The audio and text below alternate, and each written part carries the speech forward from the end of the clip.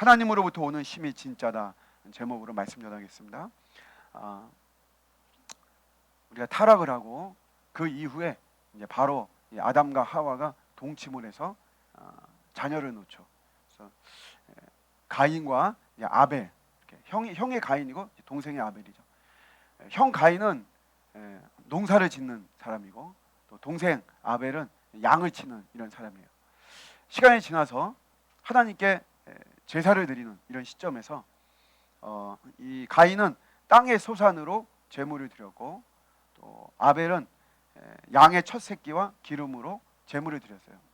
자신들의 삶의 일터에서 나온 소산물을 가지고 하나님께 제물을 드렸죠. 그런데 가인의 제물은 받지 않았어요. 그리고 아벨의 제물은 제사는 하나님이 받았죠. 이것 때문에 가인이 오늘 말씀에 보면 몹시 분노하고 안색이 변했다 이렇게 표현이 되어 있어요. 결국 우리 9절에 나와 있지만 8절에 나와 있지만 살인을 하죠. 근데 이 살인은 몹시 분노하고 안색이 변하고 이런 정황을 볼 때 우발적인 살인이 아니에요. 계획적인 살인이죠.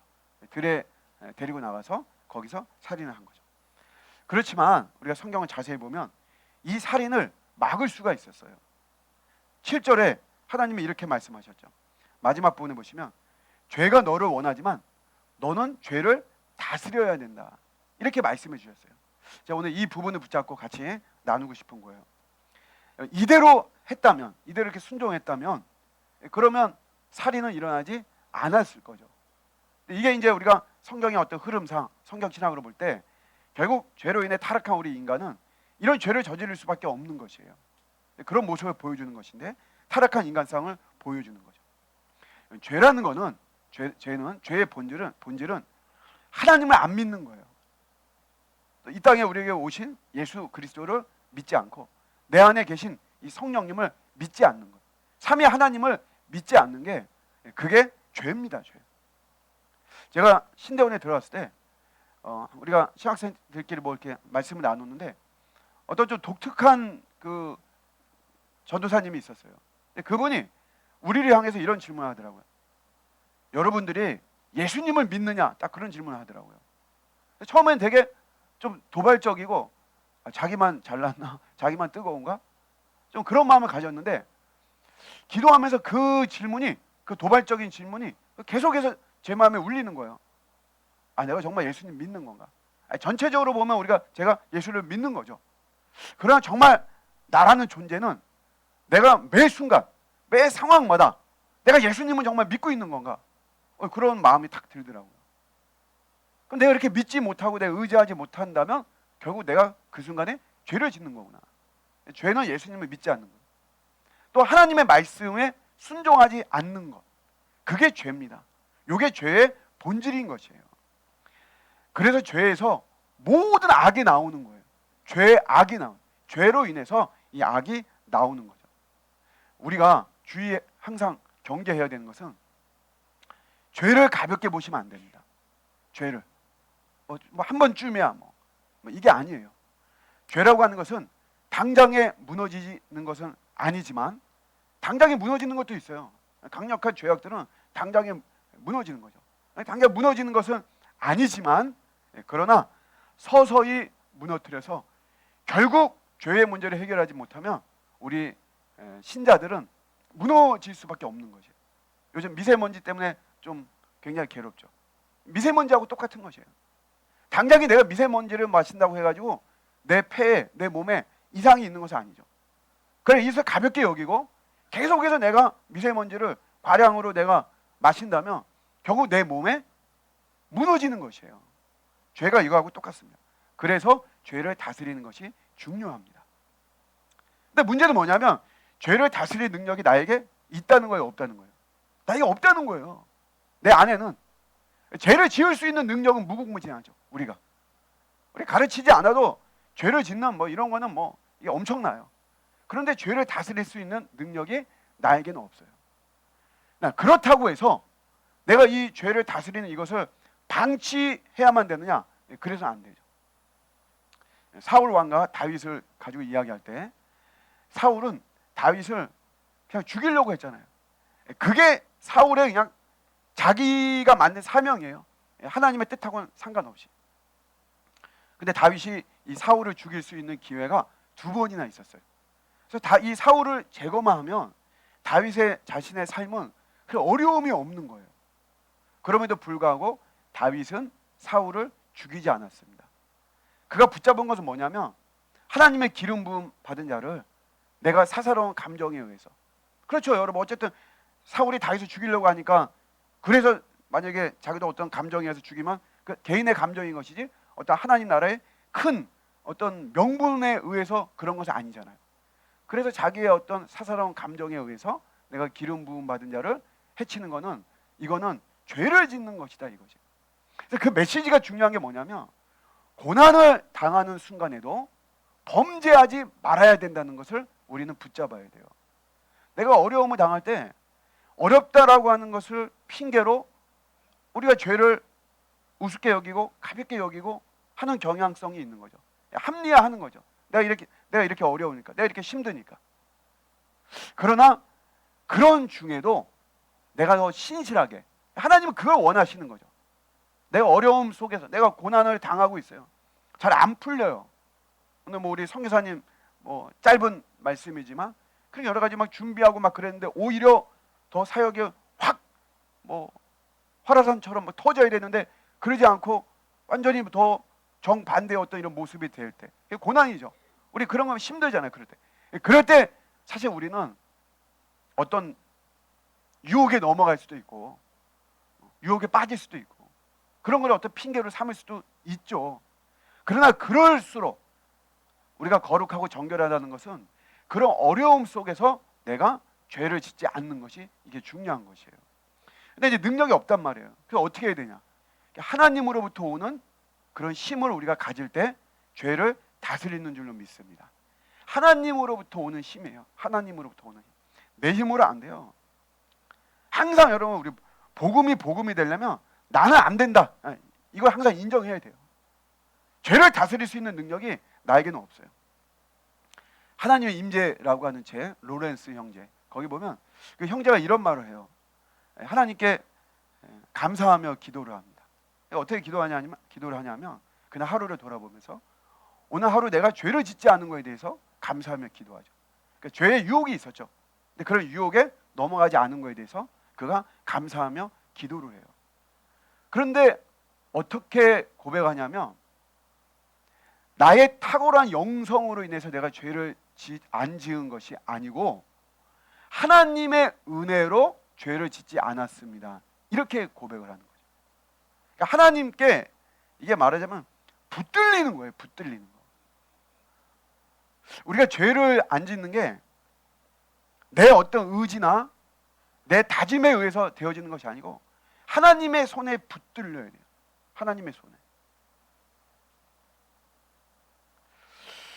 내 안에서 비결을 찾으면 이게 답이 없습니다. 우리가 좀 기특한 일을 할 때도 있잖아요. 주님에 대해서, 내가 내 신앙생활에 대해서. 그럴 때 이게 나의 어떤 열심, 나의 어떤 능력, 이런 거 가지고 하면 안 되고요. 하나님 손에 내가 붙들려 가지고 하나님이 나를 그렇게 하게 하셨다, 그거를 우리가 내 마음으로 진짜 믿고 그 고백이 나와야 돼요. 하나님이 붙들어 주셔야 됩니다. 우리가 끊임없이 기도해야 될 게, 하나님 오늘도 저를 붙들어 주십시오. 주님이 붙들어 주지 않으면 여러분, 내가 원숭이가 나무에서 떨어진다는 말이 있잖아요. 결국 뭐냐면 하나님이 붙들어 주지 않으면 그게 필요 없다는 거죠. 내가 수십 년 해왔던 일인데 내가 이거 하나 못하랴 라고 하는 그런 자만심 속에 우리가 실수와 죄악을 저지르게 되는 거예요. 하나님 붙들어 주셔야 됩니다. 이 하나님의 붙드심이 더 강력하게 임하기를 주님의 이름으로 축복합니다. 우리 사망의 음침한 골짜기 잘 아시죠?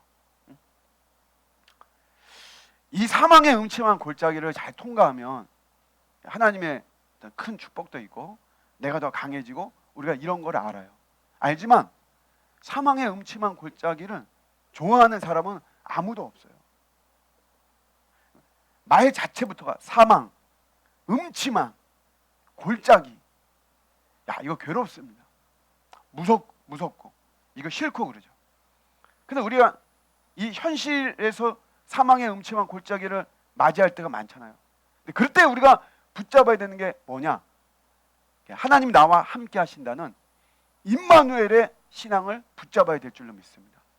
거기서 힘이 나오는 거예요. 거기서 하나님 나와 함께 하신다. 하나님 나를 절대로 망하게 하지 않는다. 하나님 나를 절대로 무너뜨리지 않는다. 나를 이렇게 비참하게 만들지 않는다. 여러분, 이 임마누엘에서 거기서 담대함이 나오는 거예요. 다른 데 나오는 게 아닙니다. 우리가 이런 어떤 임마누엘에 대한 하나님이 나와 함께 하시고 하나님이 주신 힘이죠. 그 힘을 내가 갖지 못할 때 환경의 가시에 요동치는 거예요. 환경이 주는 가시들이 있잖아요. 내가 하나님이 주시는 힘, 그 능력, 내가 딱 붙잡으면 이 환경이 주는 여러 가지 무서움들, 열등의식들, 그런 속에서 오는 그 가시죠, 가시. 그런 게 하나도 여러분 무서운 게 아니죠. 하나님이 주는 어떤 힘을 내가 딱 가질 때 우리가 거룩한 상상력을 갖게 돼요. 다시 말하면 하나님이 주는 힘을 내가 갖지 못하면 맨날 헛된 생각만 하는 거예요. 그게 이제 걱정과 염려로 우리에게 오는 거죠. 하나님이 주시는 힘이 있으면 그런 어떤 세상의 염려, 걱정, 미래에 대한 염려, 걱정 그런 거 없는 거예요. 우리 신학자 중에 월터 브루그만이라고 있는데 이분의 신학의 가장 그 핵심 중에 하나가 뭐냐면 이 거룩한 상상력 이거예요. 예언자적 상상력. 그래서 예언자들은 다 거룩한 상상을 했다는 거예요. 사람들은 그렇게 안 하는 거죠. 사람들은 그냥 현실과 환경에 사로잡혀가지고 여기까지밖에 못 보는데 예언자들은 이 커튼을 넘어가지고 이 벽을 넘어가지고 거룩하게 하나님 나라를 바라보면서 이스라엘이 회복될 것이다 이렇게 이야기도 하고 하나님 우리를 구원하실 것이다 이렇게도 말하고 사람들은 전부 다 그렇게 생각 안 하고 절망과 낙심에 빠졌는데 이렇게 말할 수 있는 게 뭐냐면 하나님이 주시는 그 힘과 능력을 신뢰하기 때문에 거룩한 상상력을 갖게 되는 줄로 믿습니다. 여러분 무기력하다면 나는 왜 무기력할까 이렇게 또 우리가 업다운 되는 경우가 많잖아요. 나는 왜 이렇게 업다운이 심할까? 이거 우리가 환경에서 여러분 찾지 마시고 하나님으로부터 오는 힘이 그 힘.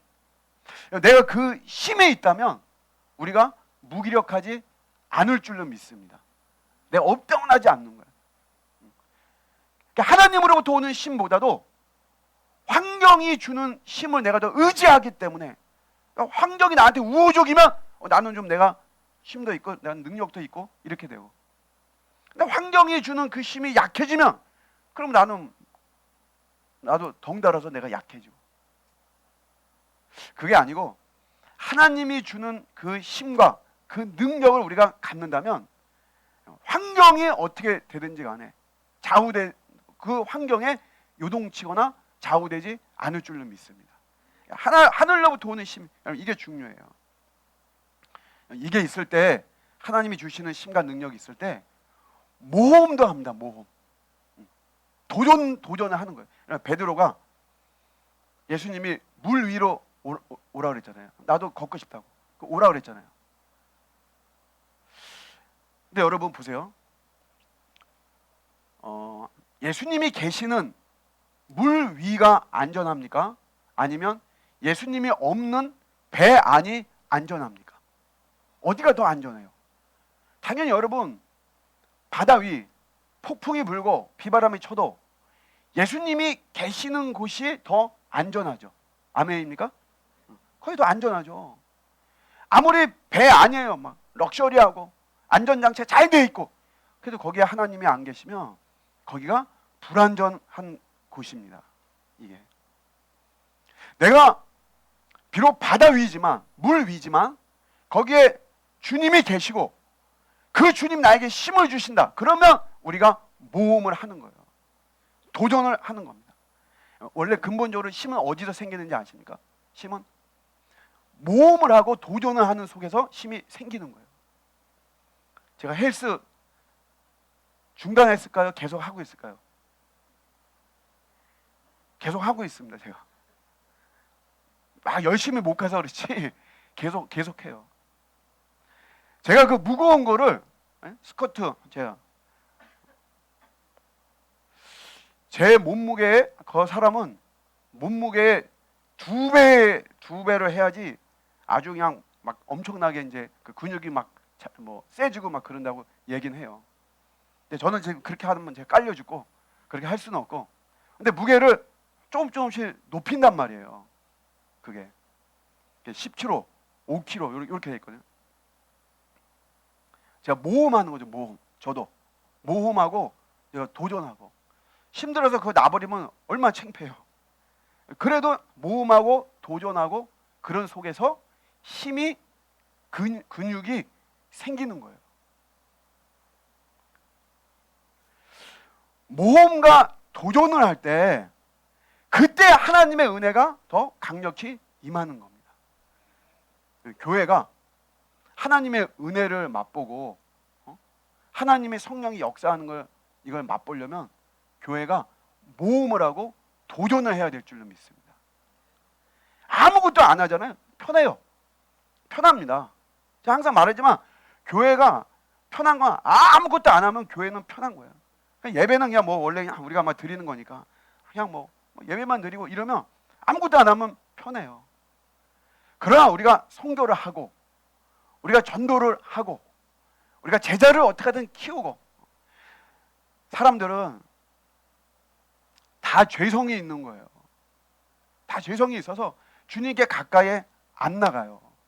이게 강력한 하나님의 은혜가 임하고 이제 그래서 우리가 소위 말하는 거듭나고 이러면 자발적인 신앙이 되는 거죠.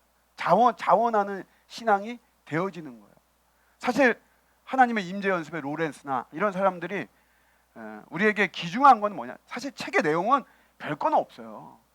별건 없지만 그런 인물들이 우리에게 보여주는 모델은 뭐냐면 억지로 하는 것이 아닌 거죠.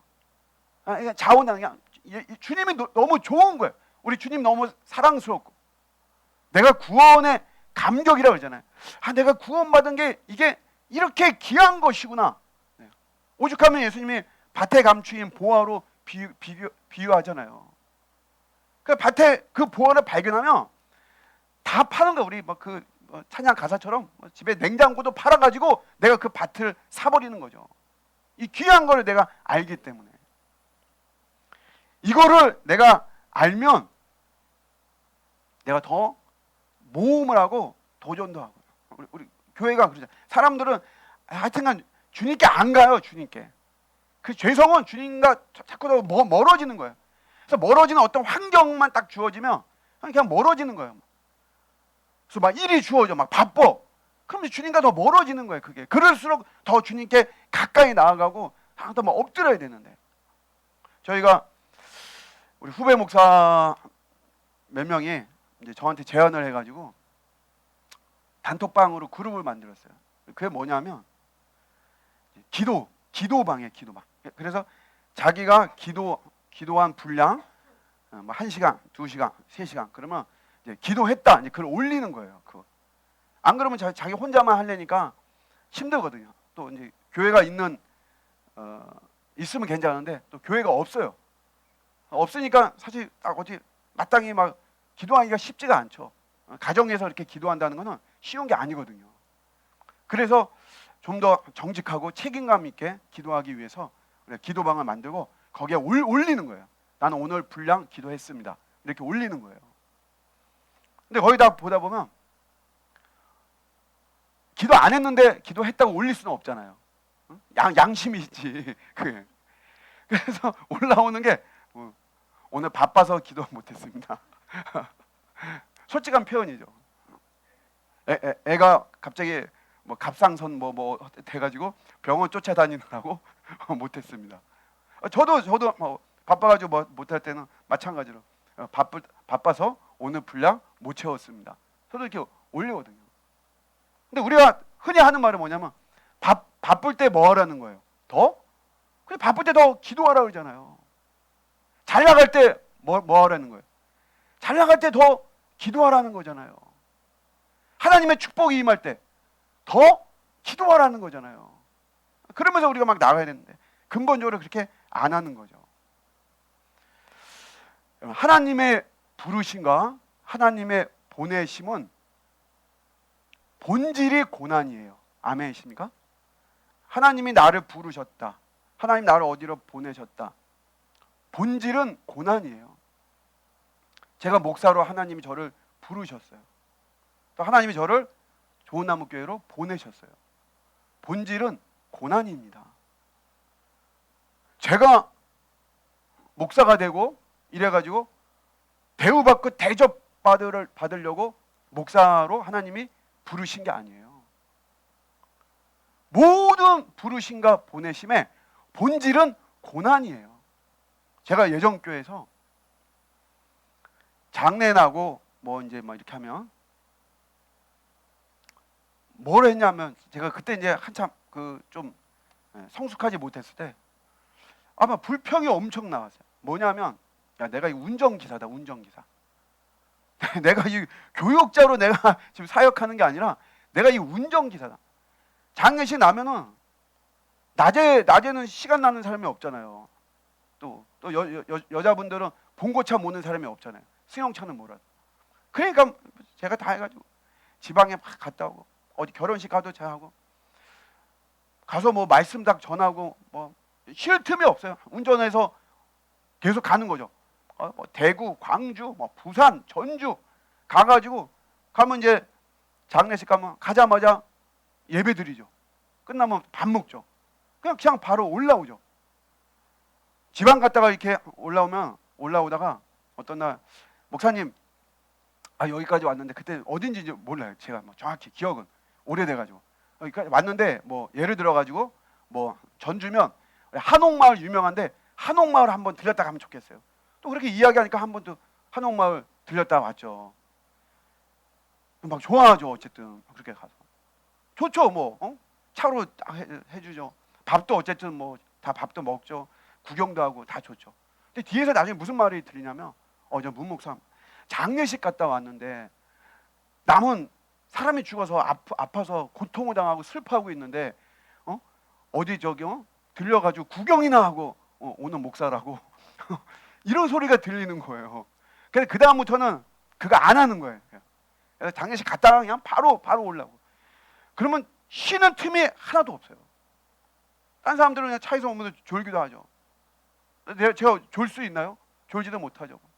막 이를 악물고 막 그냥 바카스 막 2개, 3개씩만 마시고 껌 계속 씻고 그냥 그래서 어느 순간에 내가 이 운전기사 하려고 하나님 나를 목사로 불렀구나. 근데 막 기도하는데 저는 이제 새벽에 많은 깨달음을 주셔요. 하나님이 싫으냐 그러더라고요. 그 마음이 딱 드는 거예요. 싫으냐? 그럼 제가 만약 싫다 그러면 어떻게 되겠어요? 그럼 하지 마 이러겠죠. 제가 거기서 깨달았어요. 그렇구나. 내가 대우받으려고 하는 게 아니구나. 부르심과 보내심은 본질이 고난인 거예요. 근데 그 고난이지만 내가 거기서 계속해서 모험을 하고 내가 계속해서 도전을 할 때 하나님이 새로운 힘을 주시는 줄로 믿습니다. 거기서 힘이 오는 거예요. 하늘로부터 오는 힘. 성장하면 사라지는 문제들이 많습니다. 성장하면 육적으로 어릴 때도 제가 우리 집 앞에 초등학교가 거기 있거든요. 애들이 많이 다녀요. 그래서 제가 보면은 며칠 전에도 어떤 그 여자 어린인데 차가 안 와요. 차가 저쪽에서 오거든요. 근데도 애가 막 두리번 거리고 달기 자세 딱 취하고 그러다가 확인한 다음에 확 뛰어가더라고요. 제가 볼 때는 뭐 그냥 걸어가면 되는데 근데 아직 어리니까 그렇죠. 근데 그 어린이가 이제 성장하면 어때요? 저처럼 그냥 걸어가겠죠. 육적으로 어릴 때는 모든 게 다 무섭고 문제고 막 그러지만 성장하면 자연스럽게 사라지는 거예요. 영적인 것도 마찬가지예요. 영적으로 어릴 때는 여러 가지 불평도 있고 불만도 있고 이게 이해가 안 되는 것도 있고 수용이 안 되는 것도 있고, 그렇지만 영적으로 성장하면 아무 그런 문제 없어요. 공동체도 마찬가지고 그런 게 있어요.